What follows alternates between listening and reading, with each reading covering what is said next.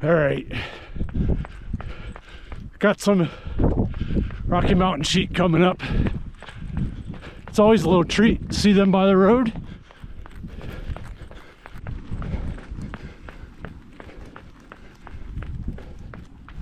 See if I can sneak in behind this car, but usually they're not a problem.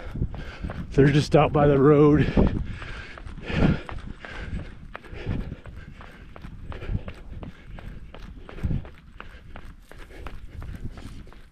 There they go.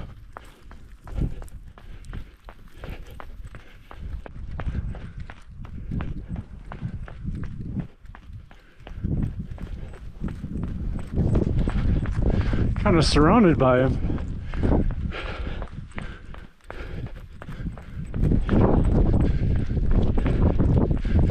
Females have the shorter horns. The males have the kind of the ram style horns. Here they go.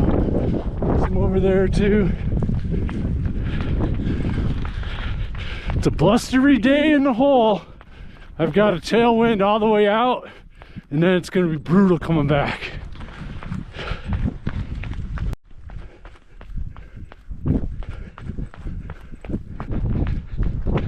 So today's a good day for a strength run. I got a long run in, and using very minimal shoe, just a nice zone 2 run, creating strength at the feet, good efficiency with the cardiovascular system in zone 2.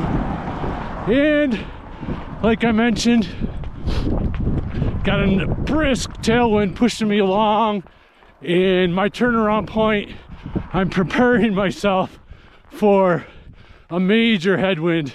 It's common for this area, for this type of run.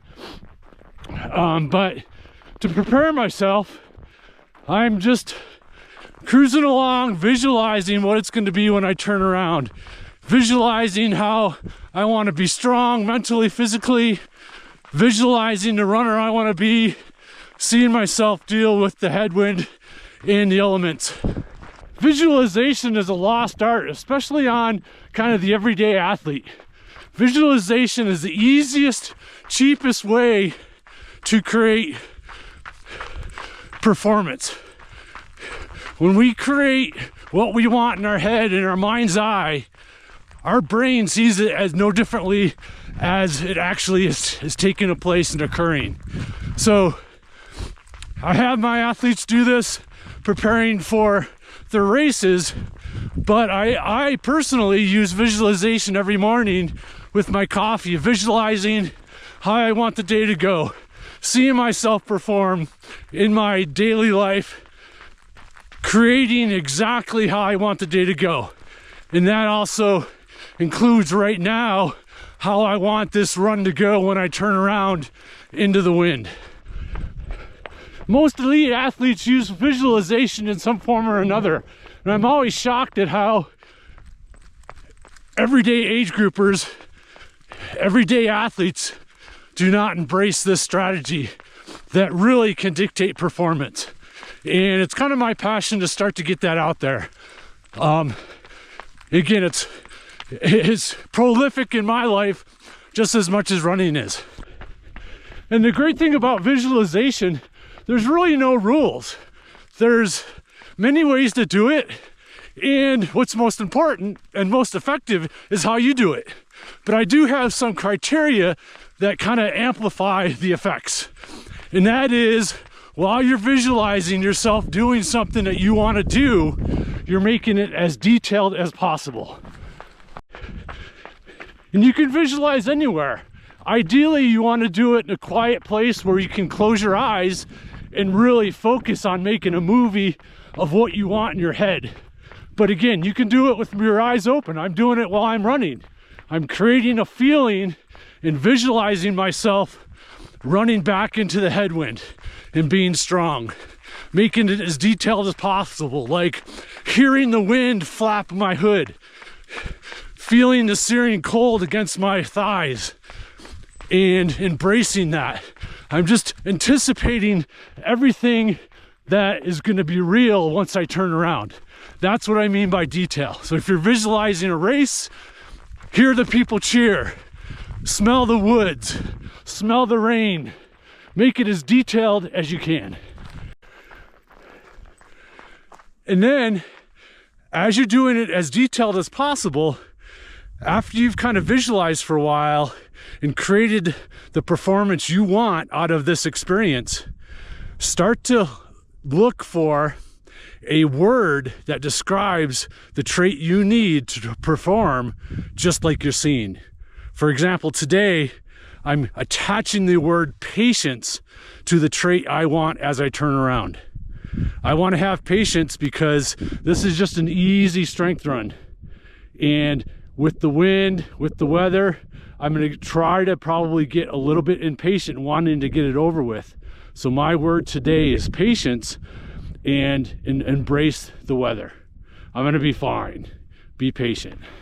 And then the last thing maybe you want to think about while you're visualizing, maybe specifically for visualizing a race, is that don't always see the good. Especially if you're an ultramarathoner, if you're doing long races, there's going to be low points in that race. While you're visualizing, see yourself during a low point, see yourself eat during a low point, and getting yourself out of that low point. What do you need to do to dig yourself out of that hole? So don't always create the rosy scenario. You got to see yourself get out of bad situations well and strong and see yourself thriving after that. Our body and brain do not like surprises.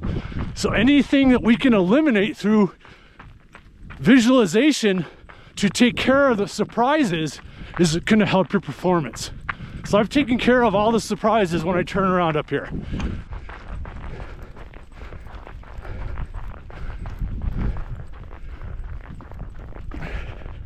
All right, here we go, the turnaround. In my last video about training the brain, I talked about how using frustration as an alarm bell, that you're resisting what's happening to you. So if I start to get frustrated today, that means I'm being impatient. So I'm using frustration as my guide to when I need to use my mantra of being patient.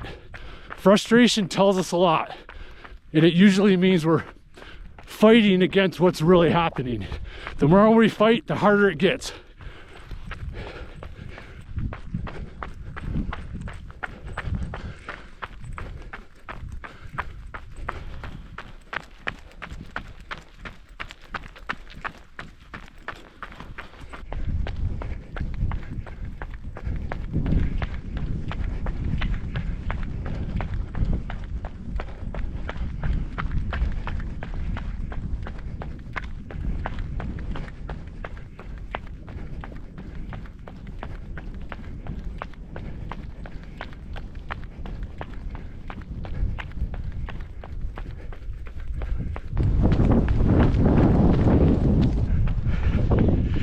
And another key important thing to staying patient is not worrying about my pace. This is strictly a heart rate run, so I'm just focused on heart rate and not my speed. If I got wrapped up into my speed, I'd start getting impatient and flustered and frustrated.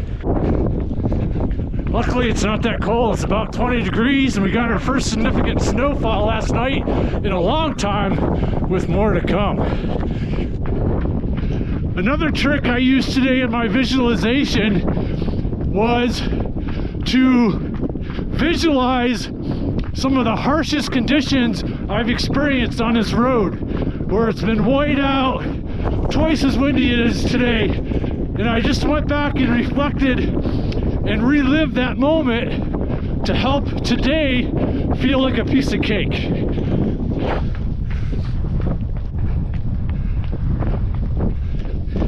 All right, we're coming up on the sheep again. And let's see if the wind dies down up here and if they're strategically out of the wind or not.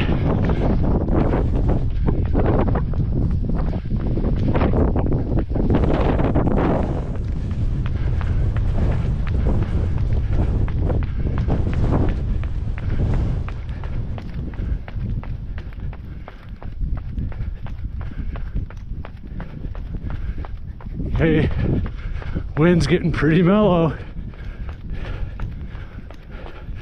And you can see how the road kind of curves to the right up here. They're just sitting out of the wind here. Wildlife, always something to learn from wildlife. Just gonna ease up here and just make sure everything's cool.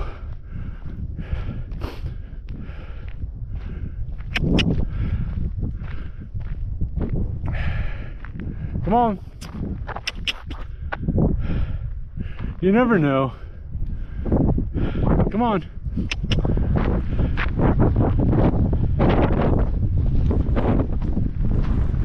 It's okay. It's okay. It's okay.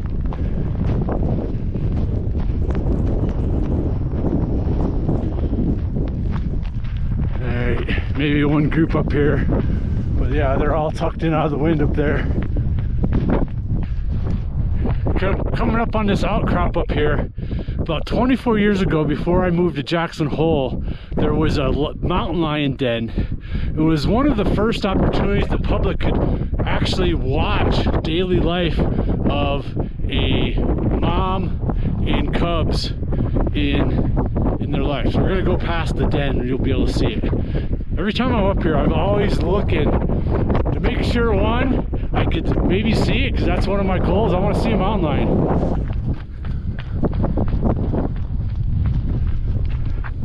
It's right up in there. You can kind of see the darkness of the den up there that the mom and cubs kind of hung out for. I think they hung out for several weeks, and there was actually quite a bit of national known photographers that came, and this place was just mobbed with people scoping it out, watching its daily life. And there was actually a book released on the whole entire experience through the eyes of a photographer.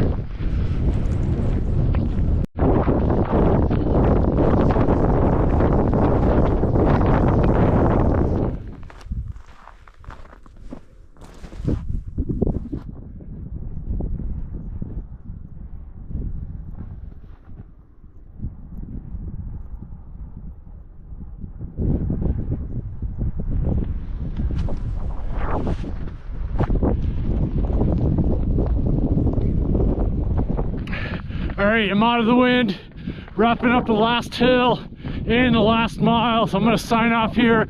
Thanks for following along. Over and out from the National Elk Refuge, Jackson Hole, and Born to Run World.